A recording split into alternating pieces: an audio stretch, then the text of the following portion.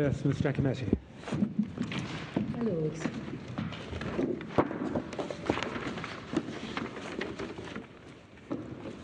So we've looked at the biometric regulations over the short adjournment, and we've got as far as this.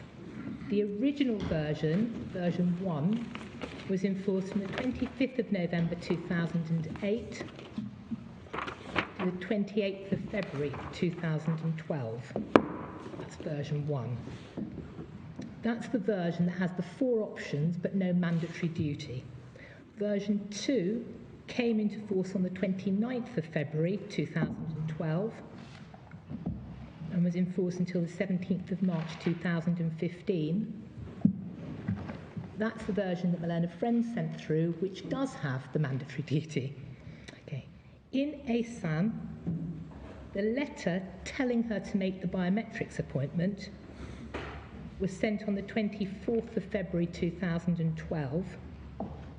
The reference to that is page 988 of the bundle, paragraph 12, i.e., while version 1 was still in force and there was no mandatory requirement. But by the time her 17 days expired, version 2 had come into force, which did have the mandatory requirement. And the decision that the application was being returned as invalid was made on the 26th of March 2012. So again, obviously under version 2. And at paragraph 37 of Afzal, not of Afzal, of Mirza, Lord Carnwath appears to say that that's the version he's referring to. So he says, the revised version of Regulation 23.2b, sorry, that's page 995, paragraph 37, the revised version of Regulation 23.2b, which was in force at the time of the March decision to reject her application as invalid, does no more than give the Secretary of State power to treat the application as invalid. And indeed, that's the version that he refers to. That was another change between version 1 and 2, wasn't it? Yes, yeah. Yes. But he appears to have been considering version 1 that had 4 options. He makes no reference to the mandatory requirement to treat as invalid, although he did refer to the revised version of 23.2b. And there are no transition. I asked exactly that question. No, I couldn't see any transitional provisions.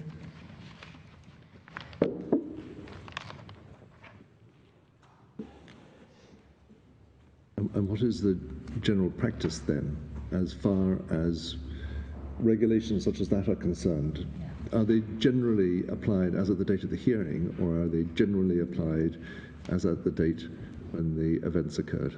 They're generally applied as at the date of decision, and there's case law to the effect that unless there are transitional provisions, immigration rules, I'm aware this is an order rather than an immigration rule, should be applied as they stand at the date of decision. I'm not aware of anything specific in relation to something like this. Sorry, this isn't the order, this is the biometric registration regulations. But in the absence of transitional provisions, one would think as a matter of law, the decision maker would apply the regulations in force as at the date they're considering the case.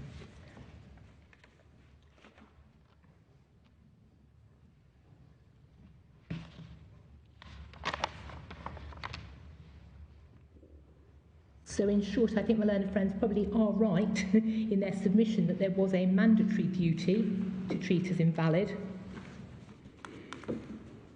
by the time of the decision.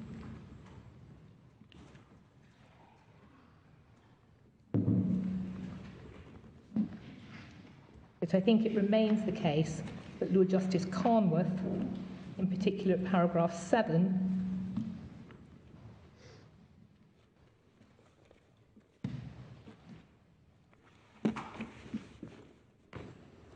took into account the amendment to little b, sorry, I'm on page 987 of the bundle, which instead of disregard the person's application for leave to remain, said treat the person's application for leave to remain as invalid,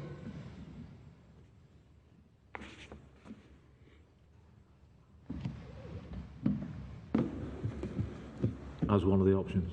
Sorry? As one of the options. As one of the 4 options. Yes. It didn't refer to the following subparagraph, which makes it mandatory. I don't know how far that takes us. I mean, as you'll have seen, at the time of our case, we had simply proceeded on the basis of the regulations as they were set out in the judgment.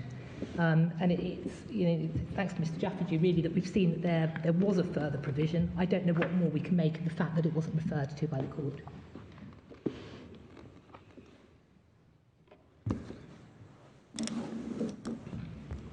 So, as to the relevance of that, we've addressed it at paragraphs 18 to 37 of our case.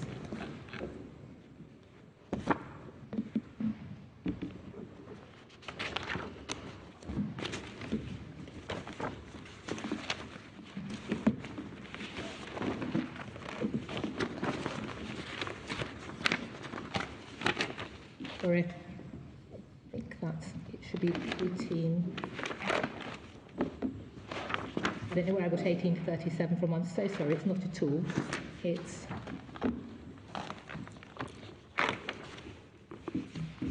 starting at paragraph 5, which is on page 687.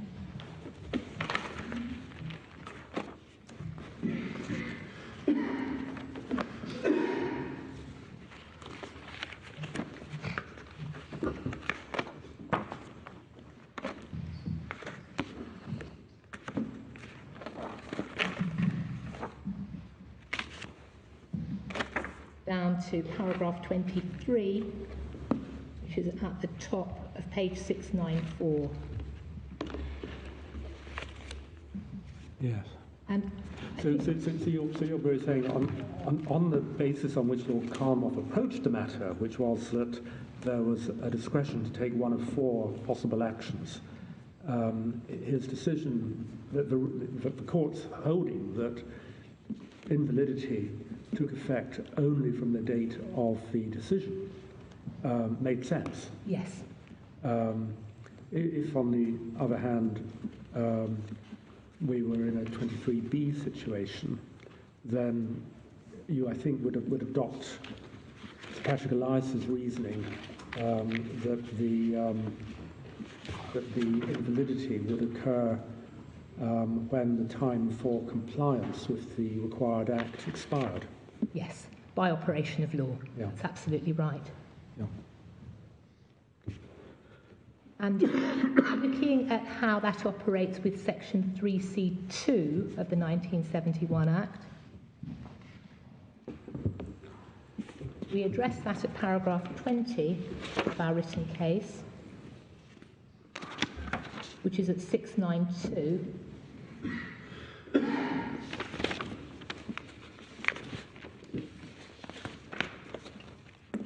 And I might have been a little bit too ready to accept from my Lord Stevens that my oral submissions were different to that, because, or it may actually much more likely is that my oral submissions just weren't very clear, that our position and what I was trying to say is as set out at paragraph 20.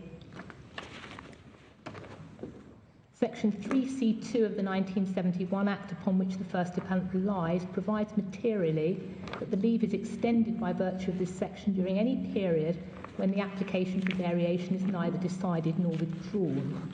And I say it's implicit in that provision that there must be a valid application in existence, capable of being decided or withdrawn throughout the period in question. It was a very small point. I thought you were relying upon 3C1 as opposed to 3C2.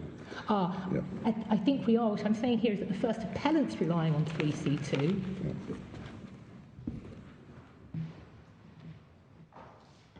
But it's 3C1 that refers to there being an application. So sorry, I could have been clearer. Yes. 3C1, it's implicit in 3C1 and 3C2 that there must be a valid application in existence capable of being decided or withdrawn throughout the period in question. In the first appellant's case, there was no application capable of being decided by the Secretary of State once 10 working days from the date of the request had elapsed. From that point onward, the Secretary of State was required to treat the application as invalid. Then I say that the first appellant submission requires notification of invalidity to be treated as deciding the application, and that's a submission that was rejected by the Court of Appeal in Mercer as wholly unsustainable and not even a possible reading of the section as it stands. Lord Calmer said nothing to suggest he disagreed with that, indeed it upheld the Court of Appeal's conclusion. Sorry, well, yes, that's right, in that regard. And Lord Calmer's reference in Mirza to the decision in Miss Asan's case can't be read as indicating that he considered her application for variation had been decided within the meaning of 3C2. It's quite clear that in context he was referring to the decision to exercise the power to treat her application as invalid. And the reference to the decision at the end of 37 is a reference back to the March decision to reject her application as invalid. And I make exactly the point that Lord Reid just asked me if I was making, which is that if it comes to an end by operation of law rather than by a considered choice between various options, you don't need a decision of that sort. The Court of Appeal, I'll just go quite briefly to the Court of Appeal decision in Afzal. I've tried to summarise their reasoning there in the case, but if you pick it up maybe first of all at page 67, where at paragraphs 3 and 4, up to the top of page 68 where paragraph 4 ends, they set out the chronology of that first application, the one that was invalid, was treated as invalid, held to be invalid. And then at page 75,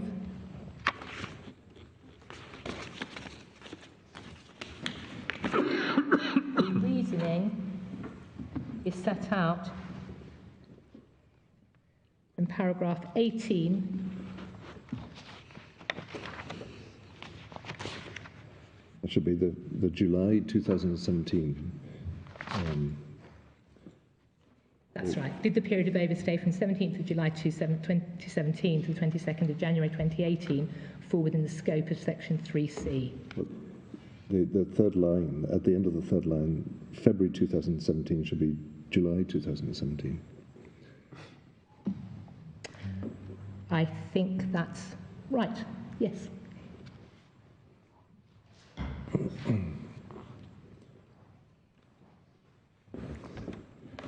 I suppose we're all fallible. I don't think it makes any difference to the substance of the reasoning. So you'll see that the parties took diametrically opposed positions. The Secretary of State at that stage was arguing that there was never a valid application made at all. At paragraphs 22 and onwards, Sir Patrick Elias analyses the case in Mirza, Miss Asan's case, and at 30 he summarises Mr Jaffage's impressive submission, in essence on all fours.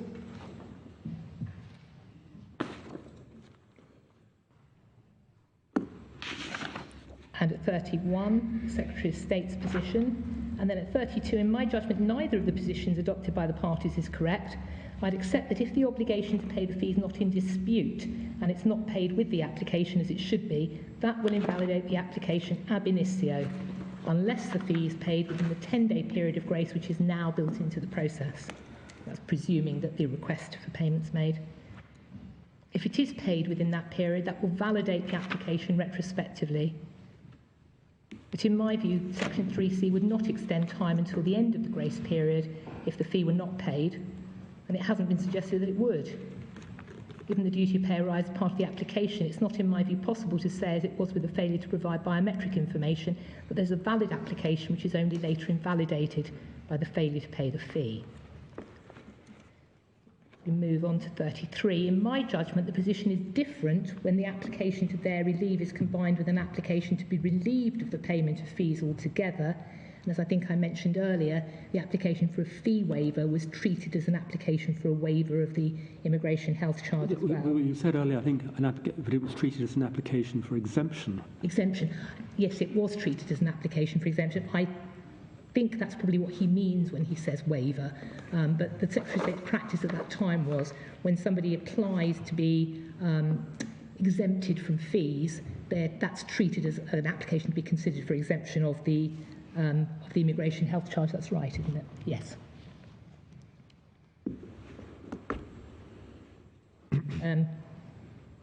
I don't think it can sensibly be said that the application for leave, when coupled with such a request, is invalid ab initio and only becomes validated if the relief is granted or when the fees are paid. In my view, the application is conditionally valid, i.e. it is valid unless and until an obligation to pay the fee is imposed following a refusal to grant relief, and the fee is not thereafter paid within the specified period of 10 working days. At that point, the position is akin to that in which the two appellants in Mirza found themselves when they failed to pay the fees in the specified manner.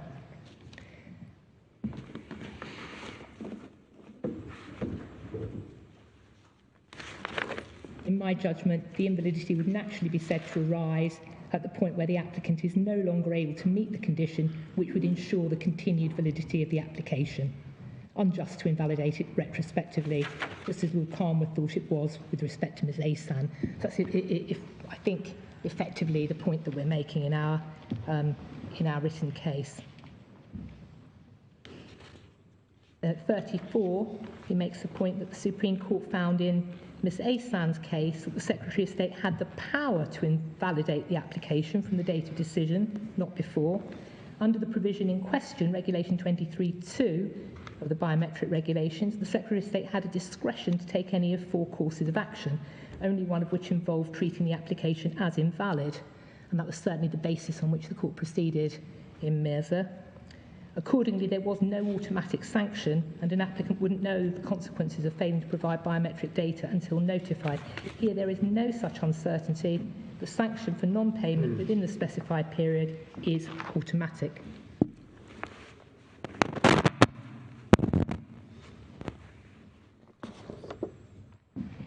And at 37, he deals with the submission about notification. There's an obligation in Appendix SN to the immigration rules on the Secretary of State to notify an applicant that the application is invalid. The appendix identifies how the notice should be given and establishes presumptions about the date of receipt of the notice.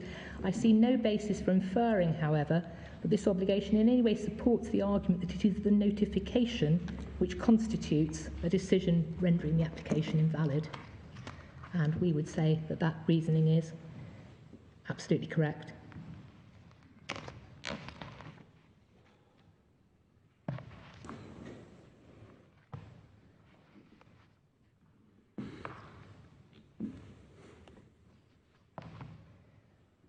But the only other point that you might find to be of assistance in respect of 3C2 is that it deals with a sort of classic situation where somebody applies in time,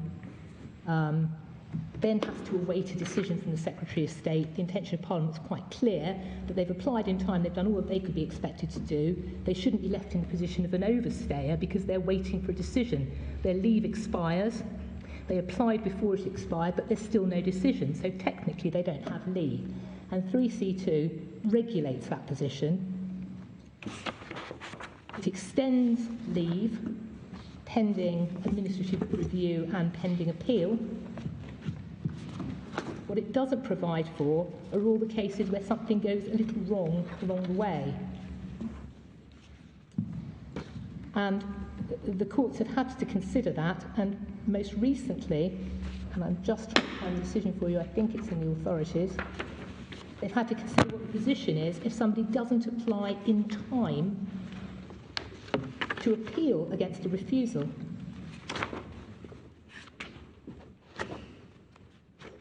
And it's the case of Akinola, which you have at tab 33 of the authorities. I think it's Akinola, am I right? Sorry, could I just have a moment to make sure I'm taking to the right case? The consequences of 3Cs. Well, 33 is Akinola. It is, starting at page 1086. Sorry, what was the page number, sorry? Sorry, 1086. Thank you.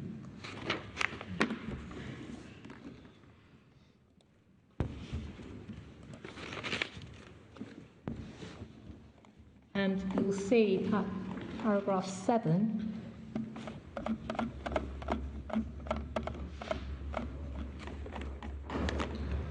the difficulties in relation to the period when an appeal is pending. At 9, the court refers to the decision in hoc.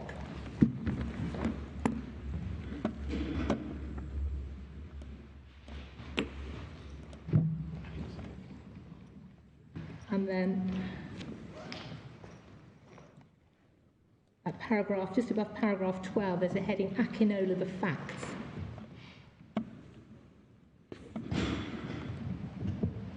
And if we pick that up at paragraph 16, you'll see that on the 5th of October 2015, Akinola filed a notice of appeal out of time at the first tier tribunal. And in Mr. Abbas's case, he'd applied for his application to be reviewed and reconsidered. I mean, there are 3 cases, and Mr. Allen's as well, and they were all cases where there had been, a bit like this really, a more complicated progress of the application, the decision, appeals and challenges than Section 3C2 really envisages.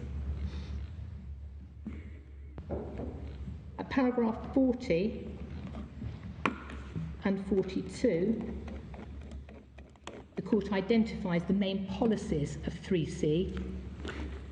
Firstly, it's to protect the position of those who apply in time. As I was just trying to summarise. And at 42, 3C is also framed with a view to avoiding abuse of the protection it provides. And at 41, the court observes that although it has an important part to play in the accumulation of 10 years continuous lawful residence, that can't really be said to be a purpose of the section. Then, just above paragraph 45, you'll see the heading Appeal Out of Time. And formerly it was widely understood that where leave was extended under Section 3C, the extension had to be seamless, in that once it came to an end, it could not revive. That understanding was changed to paragraph 46 by the decision of the upper tribunal in Ramshini.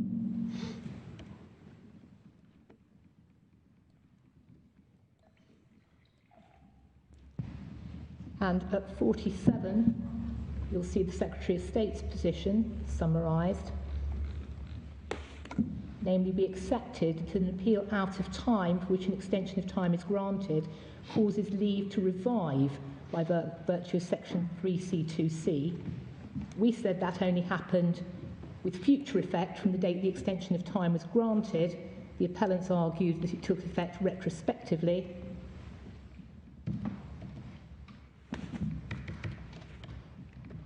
And having considered first linguistic, then practical considerations,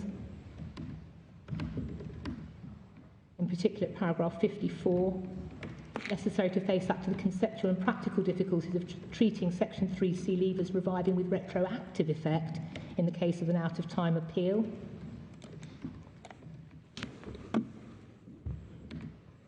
The court went on to proceed to accept our argument that when leave out of time is granted, 3C2 leave revives, but not retrospectively. And that's really paragraph 56. Just picking it up.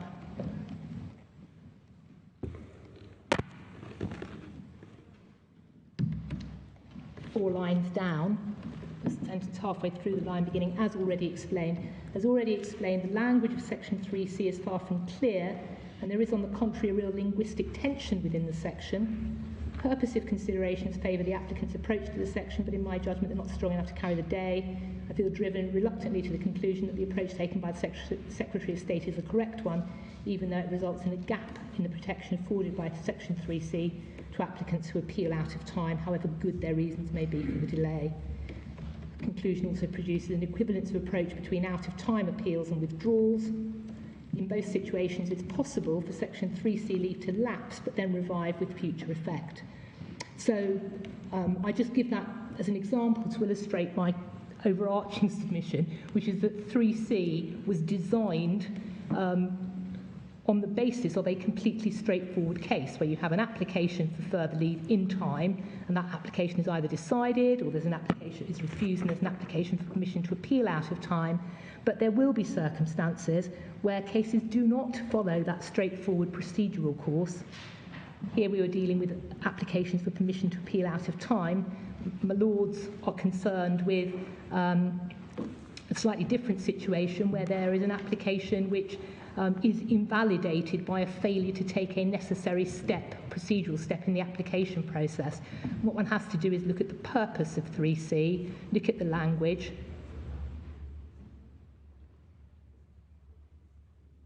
and that's precisely what the Court of Appeal did in Afzal, in my respectful submission. So there is no conceptual difficulty with saying that the application initially fell within 3C, but once there was a failure to comply with an absolute requirement and the application was invalidated by operation of law, it no longer fell within 3C1.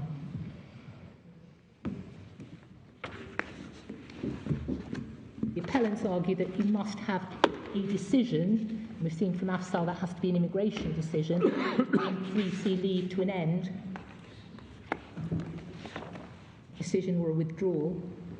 And we say, well, no, actually, you look at the facts and you just try and apply 3C to those facts, having regard to the language and the purpose.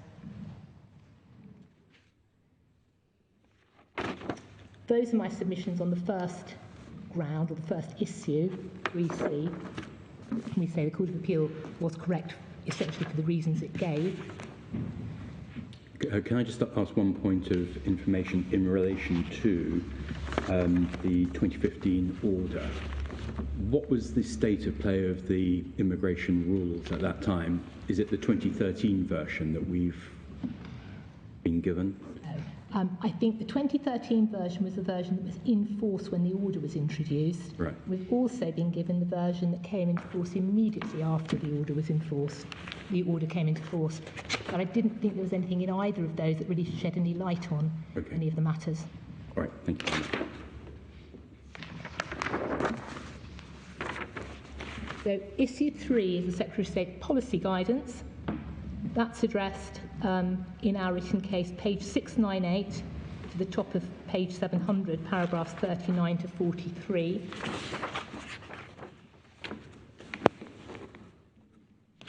I think I covered our submissions on that point this morning when we looked at paragraph 50 of the decision in Hock and Malone and Friends' reliance on the policy guidance. We also looked, if you recall, at the reasoning of the Court of Appeal in Afzal to the effect that the policy guidance is only relevant if the rules are ambiguous, and they're not here. And that even if they were ambiguous, the law is only that you can have regard to a declaration by the Secretary of State that she will interpret the rules in a particular way, and there was nothing on the facts of this case that amounted to a clear statement of intent of that sort. Again, we say that that reasoning is impeccable and ought not be interfered with.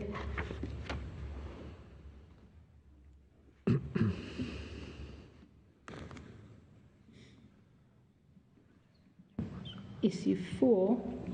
Just before you leave that, I assume you also stand by Sir Patrick Elias's reasoning in paragraph 74 of the judgment, where he makes the point on the guidance that it actually seems to presuppose that the break is a genuine break in continuous lawful. Yes, yes, yes. I'm not employing Yeah.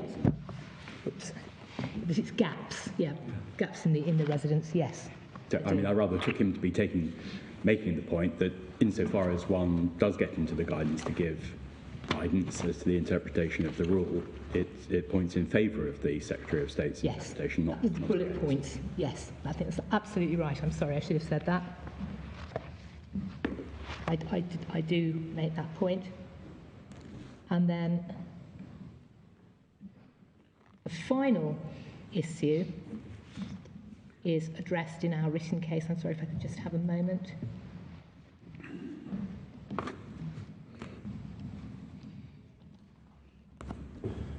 Starting at page 670, under the heading Part 4. Do you mean page 700? Yes, page 700, I'm sorry, Lord.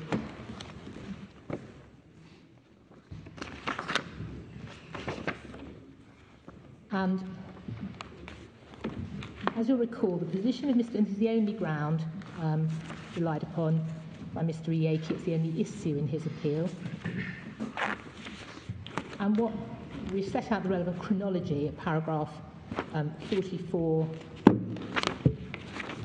45 and 46. He made an application. It wasn't an in-time application, so section 3C was not triggered. He became an overstayer. He submitted an application for leave to remain, which was refused. There then followed a sequence of submissions and representations challenging that decision.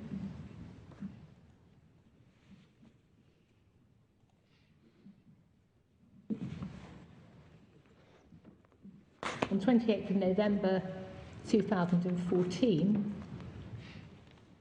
he was served with a notice of liability to removal and granted temporary admission. He submitted an out-of-time application for leave to remain on the 26th of February 2015. That was refused, but his appeal against the refusal was ultimately allowed by the upper tribunal. The key point is that his second application, so his leave ended, he then made an out-of-time application for further leave, and that application was not successful.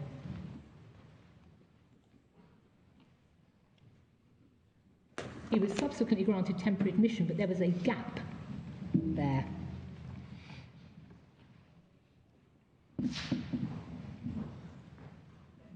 He seeks to rely on the disregard in paragraph 276b5a, which we accept applies to Little Roman 1, 10 years continuous lawful residence. And at 47, it's the convenient place to look at it, we've set out verbatim the language again, you'll recall this. Any previous period of overstaying between periods of leave will also be disregarded where the previous application was made before the 24th of November 2016 and within 28 days of the expiry of leave. And as the Court of Appeal correctly held, it's implicit that the provisions intended to benefit an applicant who makes a successful application for further leave. So it'll forgive the fact that it's out of time as long as it's made within 28 days.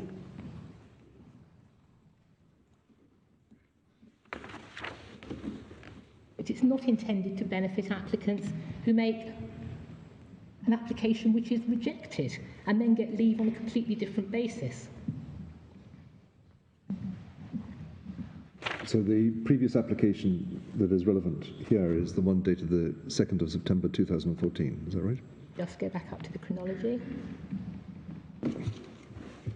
Previous application, which is relevant, is the one dated the 2nd of September 2014. Yeah. So it's Yeah. fourth line of paragraph 44. Yeah. And that was refused on the 29th of October. Beg your pardon, ma'am? That was refused in October. And that was refused. So it didn't operate to extend his leave. Because otherwise somebody could just continue making new applications. As long as one was successful later on, they would benefit. But most importantly, it would lead to a completely anomalous situation where an application out of time is of greater benefit to an individual, to an applicant, than an in-time application. And we've set out two examples at paragraph 51 of effectively the same scenario, just that in the first application, the person applies in time, so section 3C is engaged. And at 51.2, the application is made out of time, so 3C, the person doesn't fall within 3C and is reliant on the immigration rules.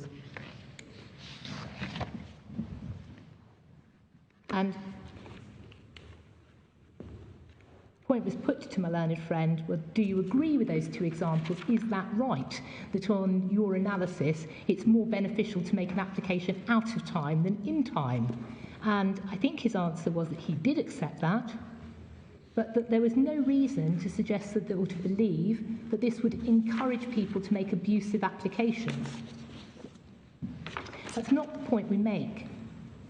I mean, maybe it would encourage people to make abusive applications, but the more important point is that it benefits somebody who doesn't comply with the immigration rules and legislation over and above somebody in the same position who is completely compliant, who applies before their leave comes to an end, where the gap is only whilst a decision from the Secretary of State's awaited.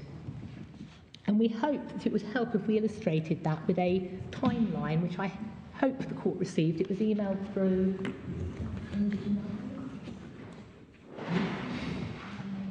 It was emailed through yesterday morning.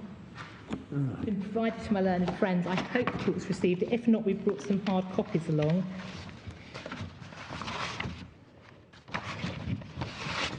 And what is this called? And we can find it in our file. Is it called? I think it should be called Visual Timeline. Thank you. And I don't know if I could hand up some copies for the court, if you don't have it to hand. Yes, I think that would be helpful. Thank you. You have a copy for Mr. Jafferty? Did you get it when you emailed it? Oh, I'm so sorry.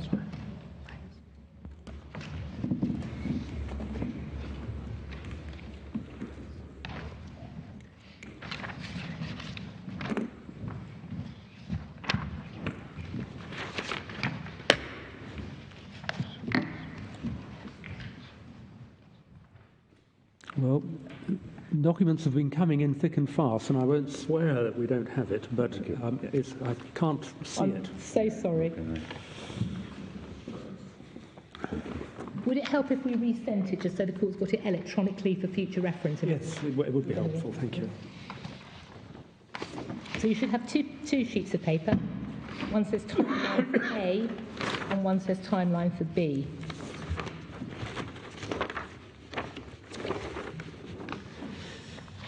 And these are visuals to go with the two examples in paragraph 51.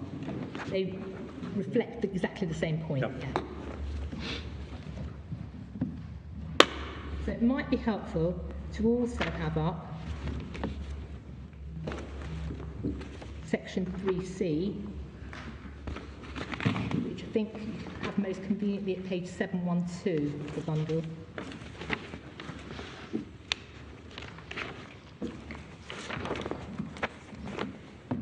So A is somebody who does what he's required to do and applies in time for further leave.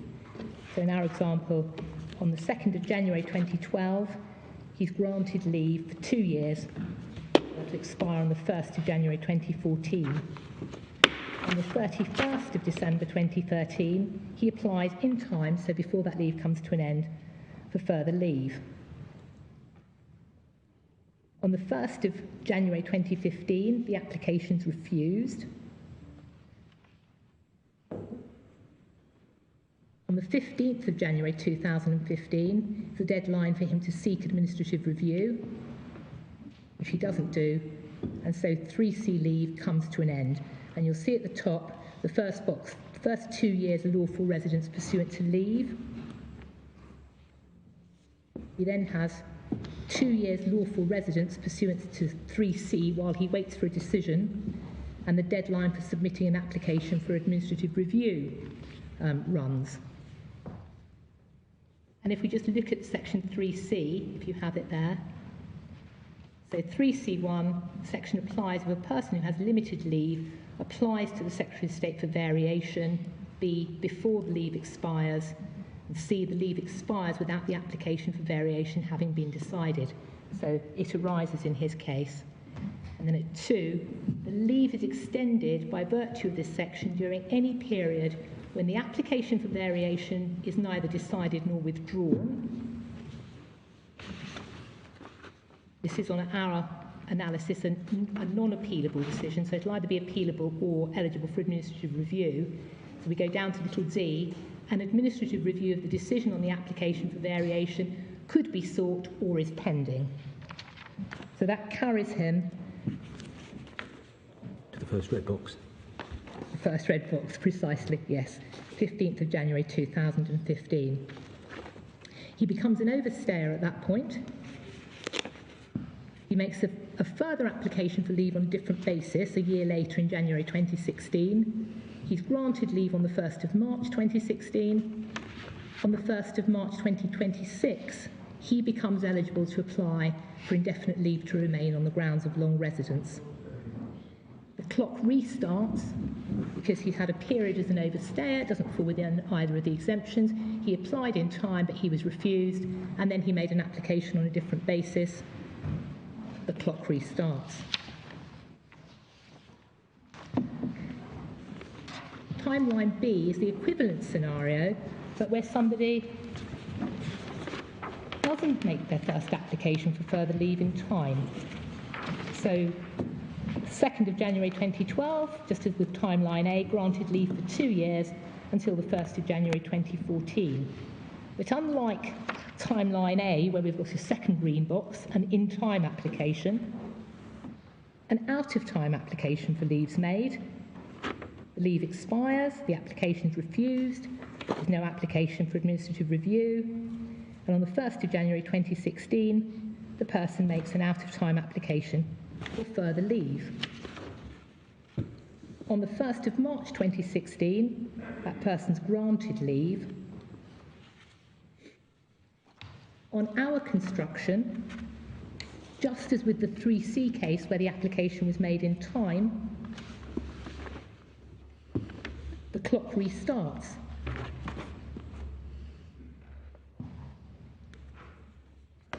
On the 1st of March 2026, B becomes eligible to apply for indefinite leave to remain on the grounds of long residence. So exactly the same date as the person who applied in time, he's neither advantaged nor disadvantaged. The clock restarts because of that break in the middle. But on the appellant's construction, on the second appellant's construction, Mr. Iyieke, which we've set out below, you aggregate the initial 2 years of continuous lawful residence, i.e. 2012 to 2014, you completely disregard all the red boxes, and you aggregate that with the second grant of leave. So on his analysis, that's the first blue box, the entire period of overstaying is disregarded because the first out-of-time application was made within 28 days of the expiry of leave, and it's bookended by 2 periods of leave.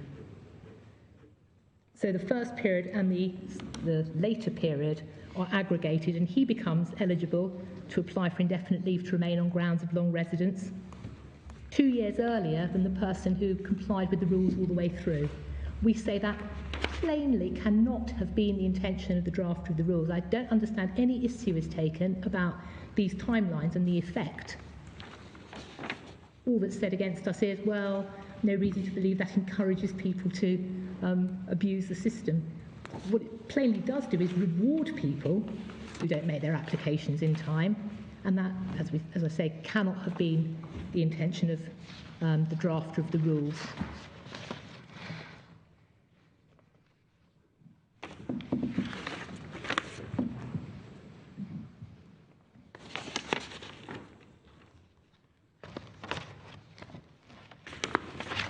I see. So the application on this example B, the application made on the 10th of January 2014 would be on the appellant's interpretation the previous application made before November 2016 and within 28 days of the expiry of leave on the 1st of January 2014. Yes, Yeah, I know. because he says it doesn't have to be a successful application. We say it's implicit it's a successful application. Yes. So really it wouldn't matter how long you've been an overstayer or how long ago the previous application might have been, provided there was some previous application made before November 2016 within 28 days of a period of leave Yes. expiring. Yeah. Yeah. That's right, isn't it? Yeah.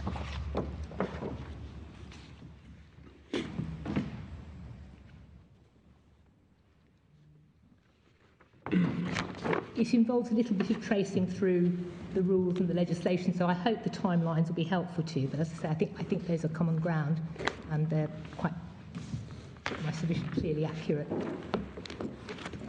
The only issue is as to the consequence. And I think Lord Justice Dingleman's paragraph 26 attached weight to the fact that the definite article is used in subparagraph A, so it's the previous application. Yes. Sort of begs the question, well, there must be a specific one that's being regard to. Yes, yes. Not just any previous application. Which would, in substance, be the effect, you say, of the appellant's construction. Yes, yeah. I mean, I accept, because it's fairly obvious, obviously right, Mr. Jaffergy's point that the rules are not always very clearly or accurately drafted. But I say certainly the language supports our submission, but the consequences put it beyond doubt.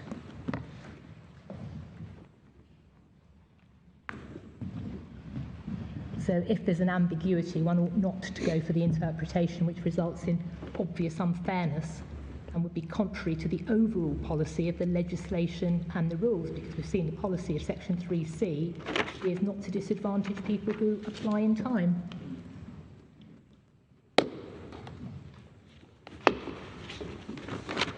Those are our submissions, I think almost precisely to time. Well, we're not going to let you sit down just yet, Mr. It would be helpful just to have bundle references to whatever guidance was in the public domain at the time that the application in these cases was made, particularly in the Afzal case, and also if we have the application form that was submitted. I was looking for the application form, and it may be that I've just missed it. The bundles are really hefty. I've not been able to identify it. I suspect it was made online and that we don't have a copy, but my friend will tell me if I'm wrong. Oh.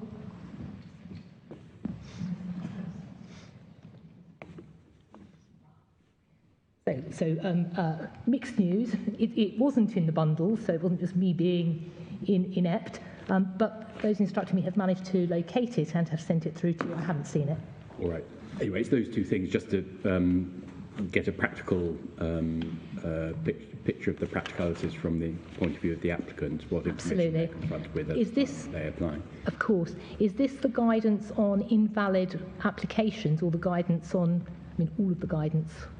Well, what I had in mind was the guidance, if you want to make an application for indefinite leave to remain, what do you have to comply with? I don't know if that includes information about invalidity. Yeah. I was thinking more positively, what do you have to do to put in a valid application? Yeah. Well, speaking for myself, what I'd like to know is what somebody like Mr. Afzal provided with by way of information when he wanted to make his application, and was he in particular it's just really to see the form. I presume he's given notice that he has to pay the IHS and the fee. I don't know what he may be told about the consequences of a failure to do so. It'd be interesting, to say the least, to know what he's told. Yes, absolutely. And he may be referred to guidance in the public domain. We just don't know. We want to get a practical feel of completely understand why the court would want to see that. So we'll give you bundle references to whatever guidance is in the bundles.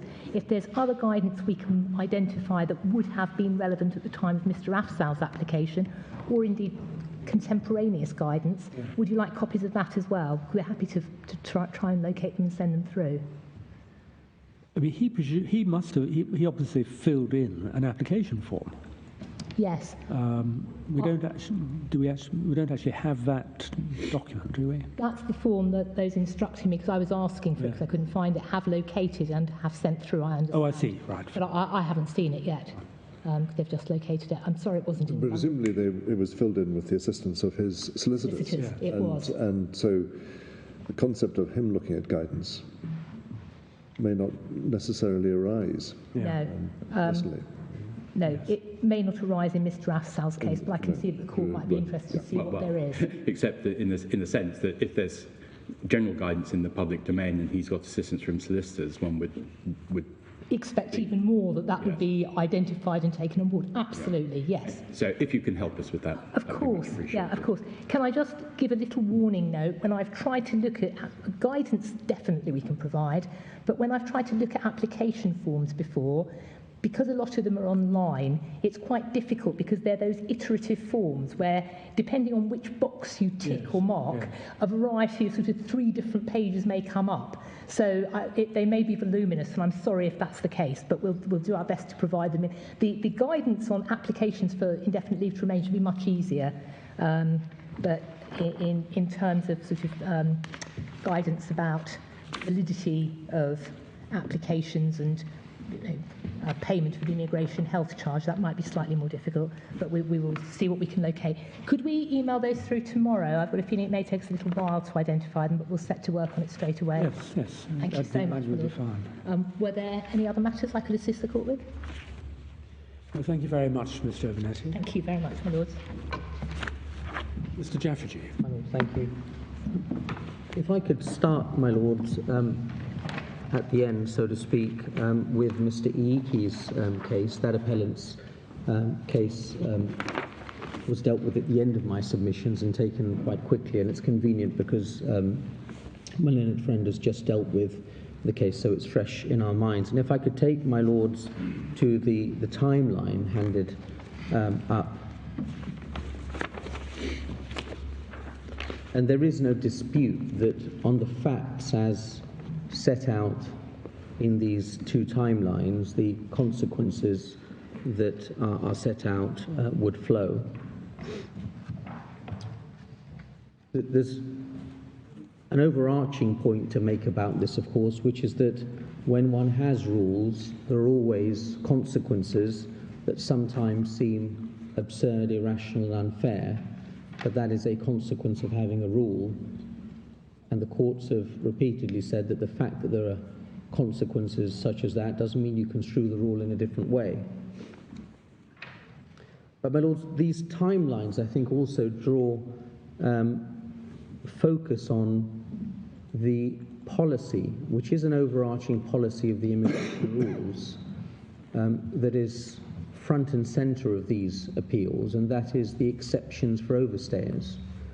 And that policy has been a mainstay of the Secretary of State's immigration policy since 2012.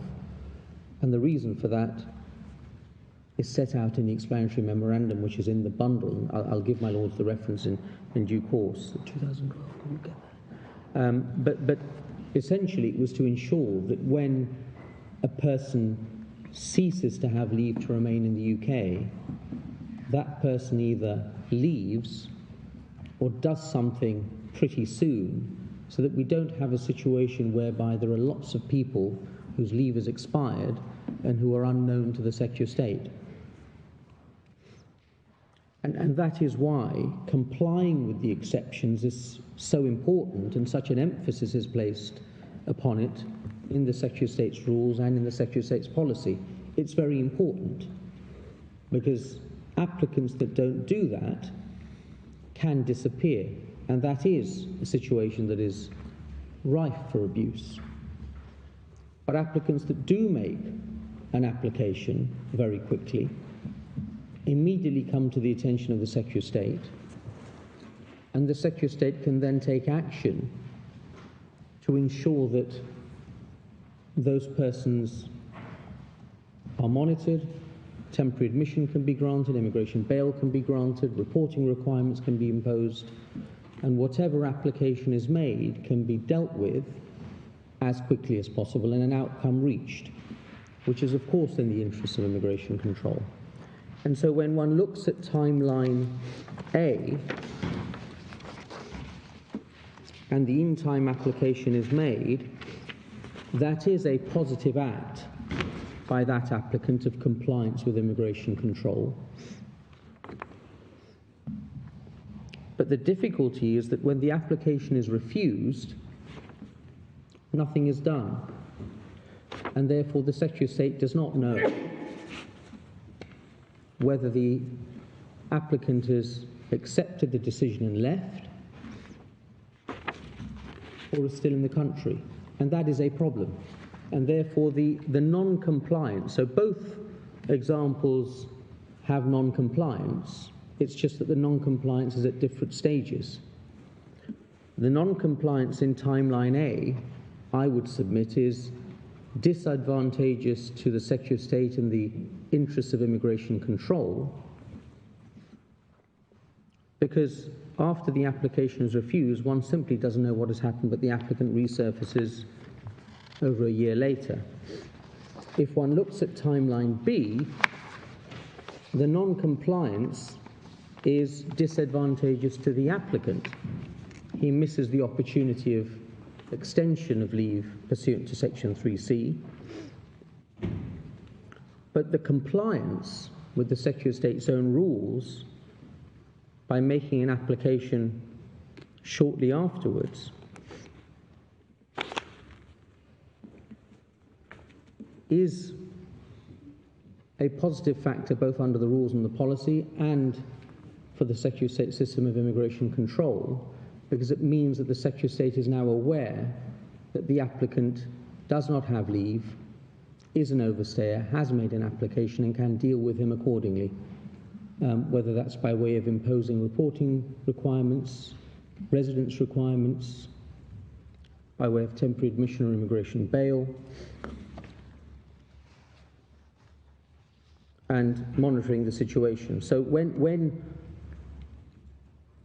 in timeline B, an application is made out of time and that application is refused, at the point of refusal, the Secretary of State knows that there is a person that does not have leave who is in the UK and can take steps to ensure that either that person has left or that conditions are placed on that person to ensure that there is no breach of the immigration laws. And so if one looks at those examples in proper context, yes, there are different outcomes, but the reasons for the different outcomes are the Secretary of State's own policy. And that policy is for the Secretary of State to make. It's a key feature of the Secretary of State's current immigration policy, for reasons which one can understand. And this is a consequence of it. A person that is in the UK with leave would not, in my submission, have any incentive to apply out of time. The incentive clearly is to apply within time. And one can see that incentive from the facts in hoc, where applications made in time were varied, a long time was taken for decisions to be made, rights of appeal ensued, and leave was extended lawfully for a significant period of time. That is advantageous to an applicant. It is not advantageous to allow your leave to just lapse and then make an out-of-time application so that you're subject now to the hostile environment. The only way in which this conduct would be advantageous is if at the point of expiry of leave, the applicant had in mind that I'm going to get leave further down the line, and I can use this bit as bookended leave for the purposes of a long residence application. I cannot see how otherwise there would be any incentive for somebody to do that, and that would require some considerable expertise and skill and qualities of prophesizing the future if one is going to do that sort of planning at the stage when one's leave is coming to an end. And in any event, it would be much more advantageous to make an application, leave is extended for a period of time, and when that course runs its course, when that option runs its course, to make an application then within the 14 days or 28 days, because one gets the same benefit. So if one really is looking to utilize the system, one would do that. And my Lords, in Iyieke's... As I understand it, you accept the unfairness as between the timeline A and B, as far as the applicants are concerned. I accept the consequences. I'm not sure that I accept the unfairness, my Lord. The reason being that it's a consequence of the system. Whereas one can applaud, for want of a better phrase, the applicant that makes an in-time application, I think that his conduct in not making a further application immediately after realizing that his leave has come to an end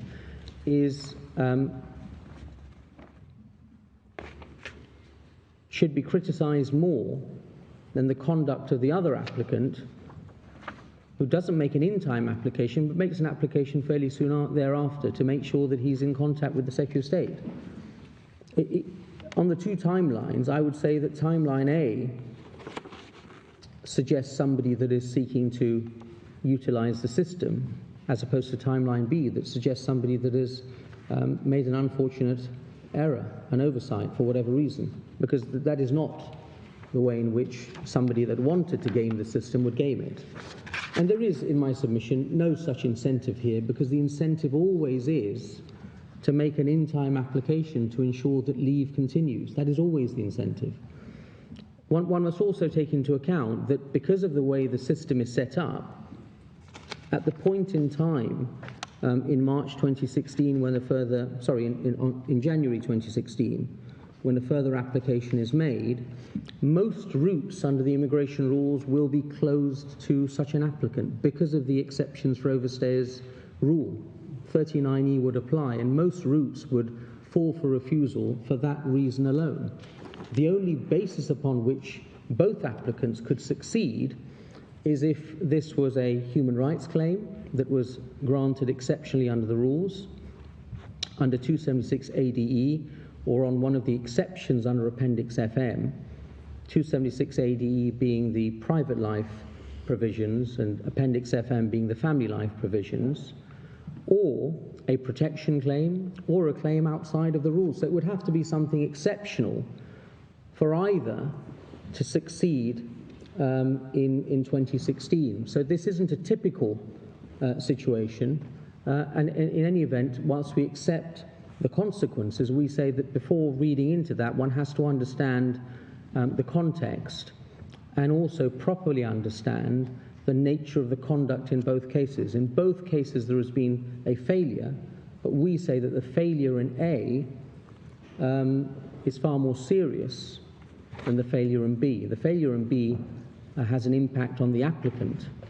The failure in A has an impact on the system of immigration control in the interests of the Secretary of State and the public interest. My Lords, if I can take you to the appellant's case in relation to Iyieke, that is at, if my Lords will just bear with me, 679.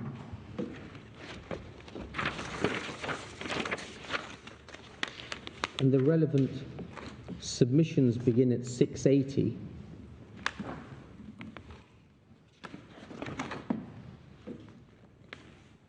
And I know that much time has not been taken up on Mr. Iyieke's appeal, but that is because a lot of the legwork has been done in Mr. Afzal's appeal with respect to the background of the long residence provisions. And the point in Iyieke's appeal is a narrow one of construction. There's no other cases to look at. There's no guidance to look at. The first point, my Lord, is that when one looks at the rule, there is nothing to suggest that the application has to be a successful application. That requires, and this is at paragraph 91 of the statement of case, a reading in of words. My learned friend says that must be read in by way of implication, necessary implication. The appellant says there is no such necessary implication when one looks at the context of the rule overall, and one has to be cautious because of the way in which the rule has been drafted. The second point is, in relation to this particular aspect of the rule, the drafting is, we say, problematic. And if I could take my lords to the rule,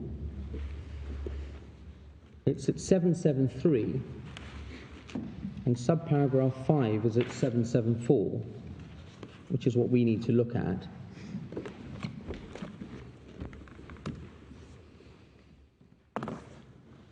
Subparagraph 5a is the one that the appellant relies on. The previous application was made before 24th November 2016, within 28 days of the expiry of leave. But if one looks at subparagraph b, the language there describing the application is problematic. The further application was made on or after the 24th of November 2016, and paragraph 39e of these rules applied. It's not clear why the rule doesn't use the same language, the previous application. Further applications suggest that there must have been a prior application. But if one looks at paragraph 39e, which is at 763, 39e is made up of two subsections. One where the application, there's only one application made within 14 days of leave expiring, and two, an application that is made following the refusal of a previous application. What's the page number for? My lord, it's 763. Okay. So the language in 276b 5b is perfectly fine if we're just looking at 39e2, but it doesn't work for 39e1. And that is why one has to be very cautious about relying on the use of the instead of a in 276b5a in interpreting that provision in a way that is detrimental to applicants and restrictive, and also inconsistent with the overall policy of the rules, which I've repeatedly made reference to by way of the temporary admission provisions. And you can see that starkly in this appellant's case, because he makes an application in compliance with the Secretary of State's exceptions for overstayers policy, but that isn't, he's not given any benefit for doing that, and of course by doing that he maintains contact with the Secretary of State. This isn't somebody that disappears and reappears. But he's granted temporary admission a few months later, and that fact results in the entire period of overstaying being counted as lawful residence.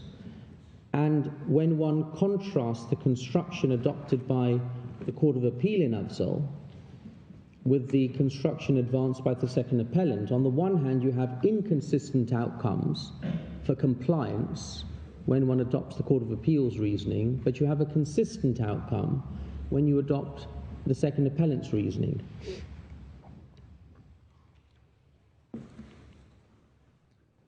And my lord, so that's the second point made at 92, paragraph 92 of the appellant's statement of case at 681. And it also incorporates, my lord, the third point at paragraph 93 and 94, the comparison with the way that this operates when one looks at the temporary admission provision in the rules. And at 95, my lord, the concerns regarding abuse, I've already addressed those by reference to the timelines, and in any event, which is something that I said in my opening submissions, the rule itself and the rules overall have a mechanism in place for ensuring that abuse is not rewarded. So one has 276b(2) and 3. One doesn't have to construe the rules seeking to prevent abuse to the disadvantage of the overwhelming majority of applicants, because there are already fail-safes built into the rules. If there is abusive conduct, no doubt the Secretary of State will pick it up and will refuse to grant an application because of that abusive conduct.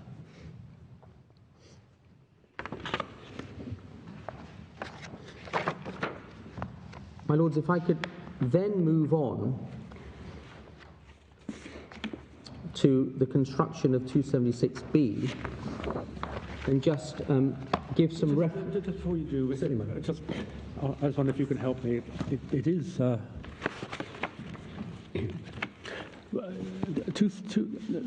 context of 276b is that we have an application for indefinite leave to remain. My Lord, yes. Yeah. And paragraph 5, when it refers to the applicant, it's meaning the person who has made the current application for ILR. Yes. And we're told any previous period of overstaying between periods of leave will be disregarded in certain circumstances. So that's a bookended period of overstaying.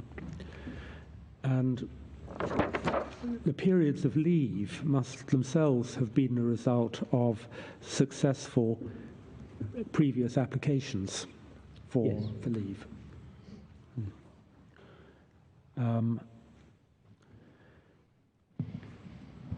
So, I guess, my Lord, not necessarily previous applications for leave, but must have been after a period of leave. So one can envisage a situation whereby somebody arrives with leave to enter, yes, and then falls foul at the first application for leave, obtains book-ended leave because the application is made out of time but is eventually granted, and that's the only gap.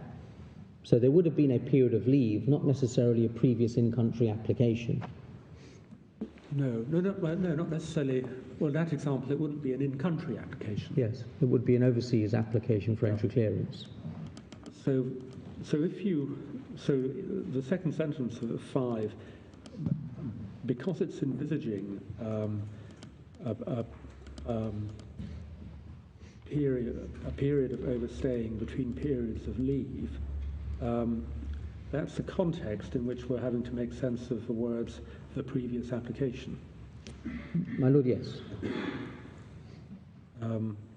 And the periods of leave must have been the result of applications either in country or not. My Lord, yes. Yeah. So is it not reasonable to infer that the previous application must be an application which resulted in a period of leave?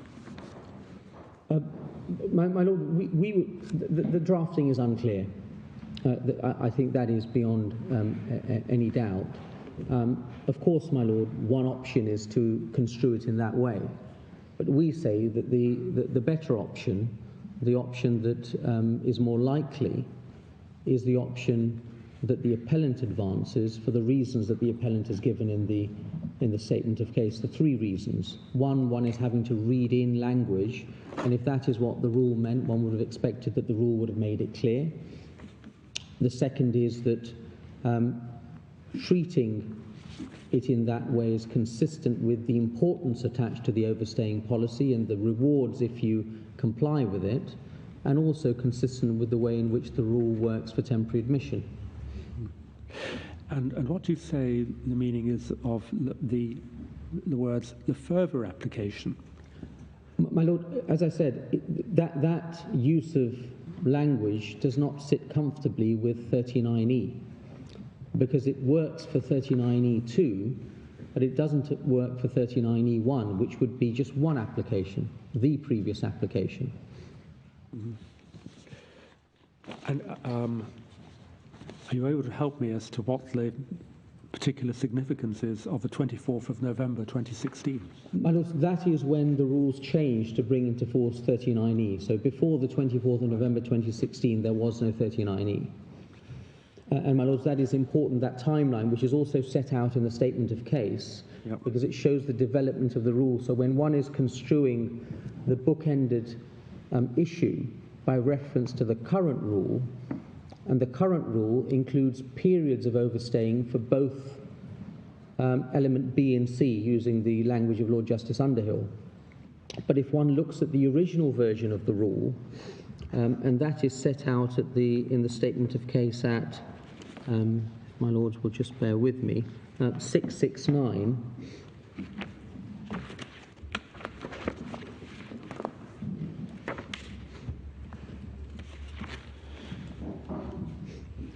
At paragraph 52,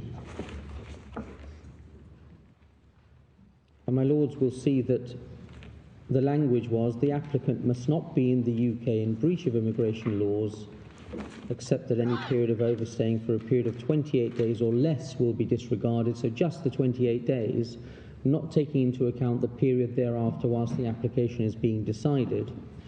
And one has in the following paragraph the explanatory memorandum, and the purpose is, and you can see the policy purpose, and it also refers to consistency.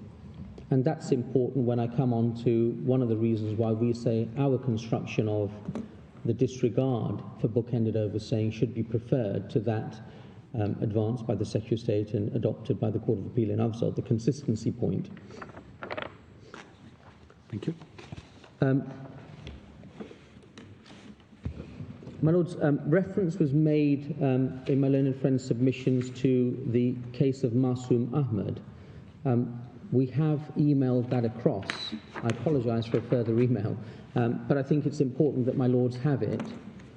My Lords will note that in my submissions I referred to the judgment of Lord Justice McComb, where he refers to the reasoning in Masoom Ahmed, and that's at 1130,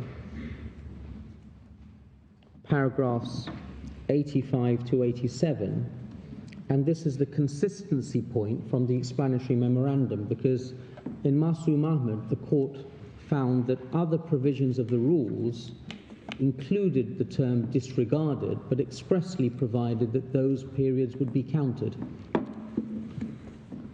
So, my Lords, the reference in the judgment of Lord Justice McComb is 85 to 87, and the relevant paragraph in Masoom Ahmed is paragraph 15, subparagraph 6.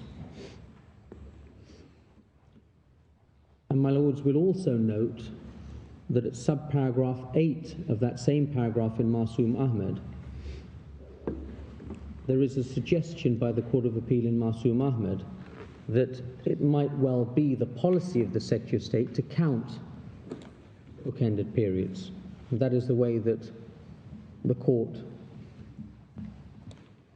read the policy guidance. It wasn't something that was reasoned out fully, but that was certainly the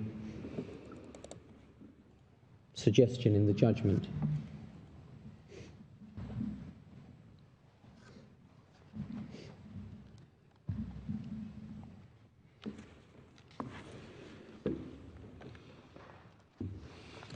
My Lords, in relation to the point about rewriting the definition of lawful residence, the appellant's point is that whichever way one looks at it, the definition is rewritten. It's just a question of how it's rewritten.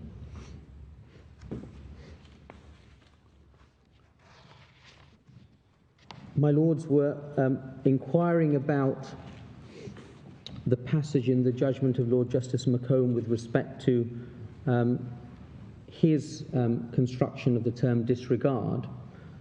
That's at paragraph 76, where he clearly construes disregard as meaning that you disregard the overstaying and you count the period. In his language, the period since expiry of leave is disregarded and therefore to be treated as present with leave.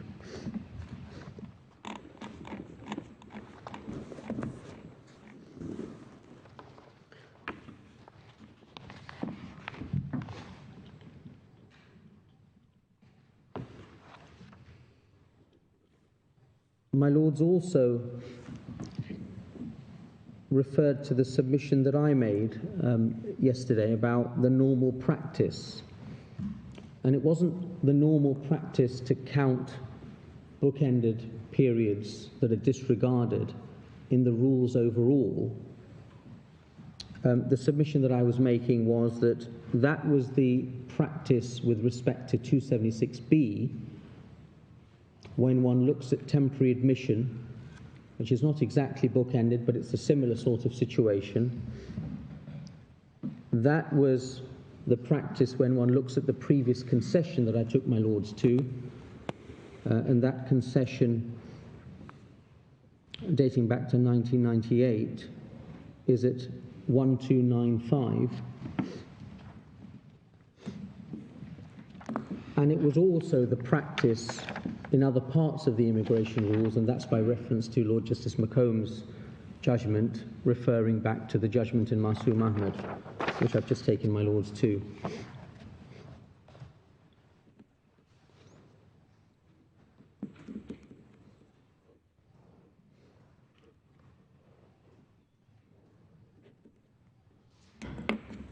My Lords were also looking at temporary admission, and there was a suggestion or an exchange about the circumstances in which temporary admission is granted. The appellant's case is that temporary admission in immigration bail is granted across the board in a variety of circumstances. So it can be granted on arrival to people that arrive without a visa. Sometimes people arrive without a visa because they're visa nationals and therefore don't require a visa to visit. And if they're refused leave to enter for whatever reason, that can result in temporary admission in immigration bail, and that's the example in the Secretary of State's policy guidance. It is also granted after a person's application is refused so that they have no leave to remain.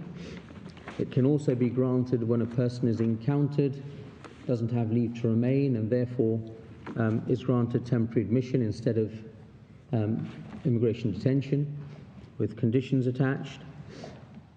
So there are a variety of circumstances in which temporary admission in immigration bail is granted. It's certainly not confined to refugees, asylum seekers.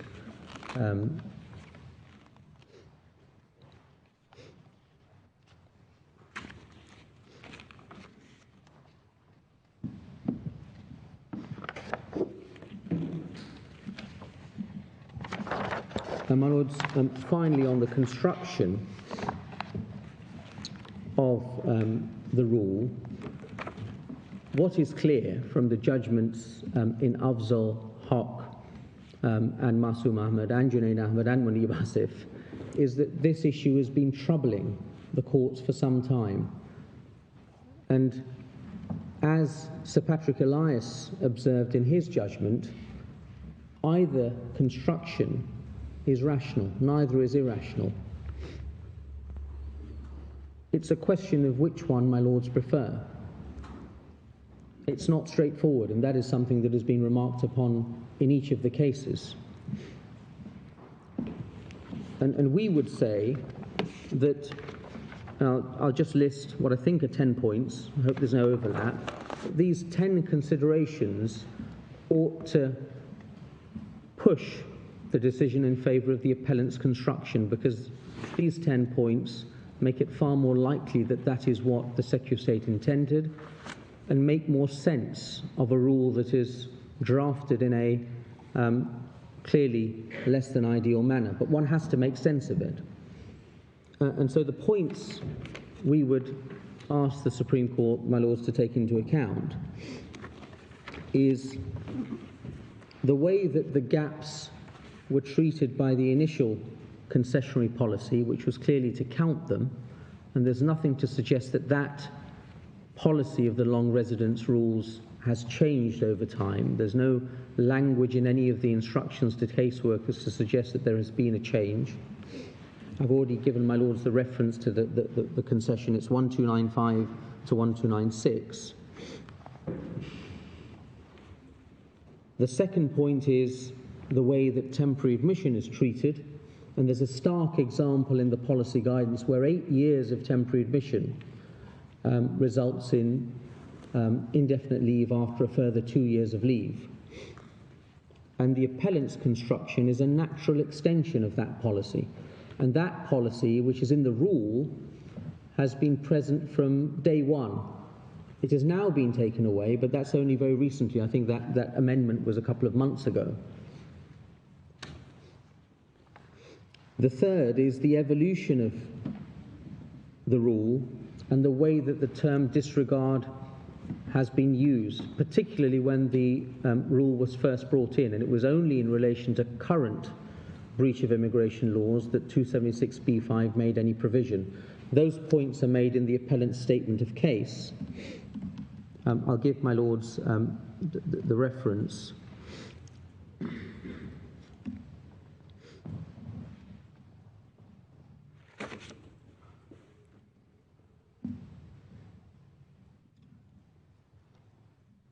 Paragraph 50 at page 668 is where this submission begins.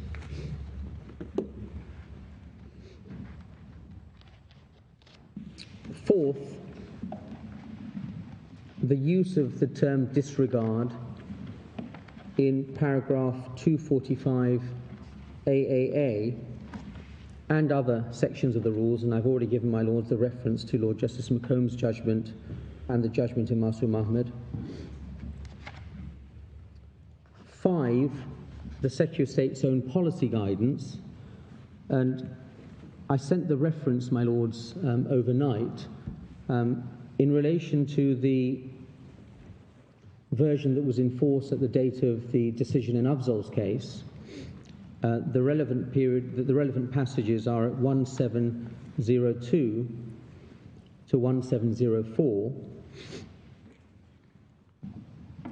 The title is Breaks in Lawful Residence. And my lords will bear in mind that this is guidance to caseworkers. Caseworkers will be dealing with all sorts of applications, and therefore their construction of an application of the guidance will be informed by what is said elsewhere in the guidance. And I come on to I made that point yesterday, the instructions to caseworkers in the case of family and private life applications. When one contrasts the language in my submission, it's clear what the policy is getting at. But if my lords would look at examples 1 and 2 on 1703, it is important to bear in mind that where the examples say in example 1 there is a gap due to submitting an application 17 days out of time, one is not talking about a 17-day gap in lawful residence. If one looks at the application here, in Afzal's case, if he is right and his Section 3C leave came to an end on the 22nd of January, then his gap was around 11 days. So he would come within example 1 with a gap of 11 days. But the actual gap in lawful residence extends to over 19 months because of the time it takes to make a decision. And when one looks at example 2,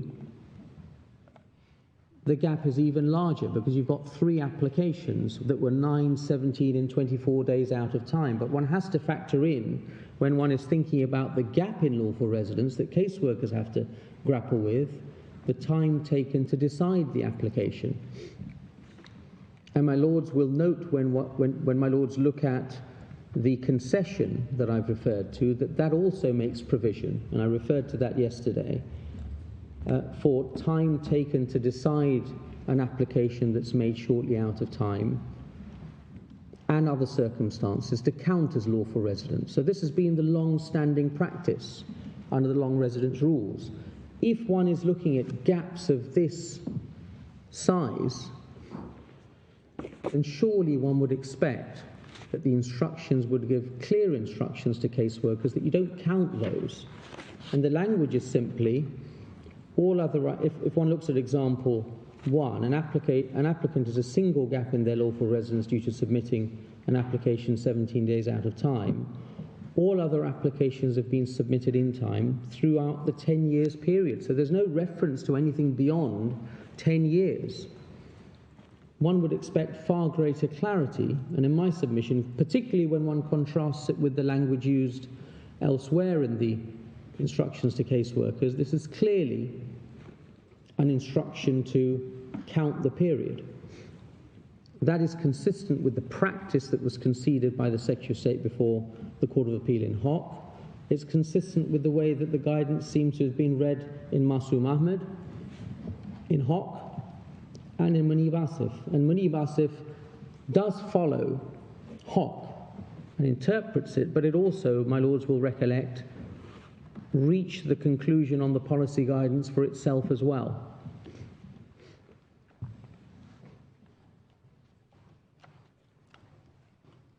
The sixth point, my lord, is the practice, if that is different from the policy.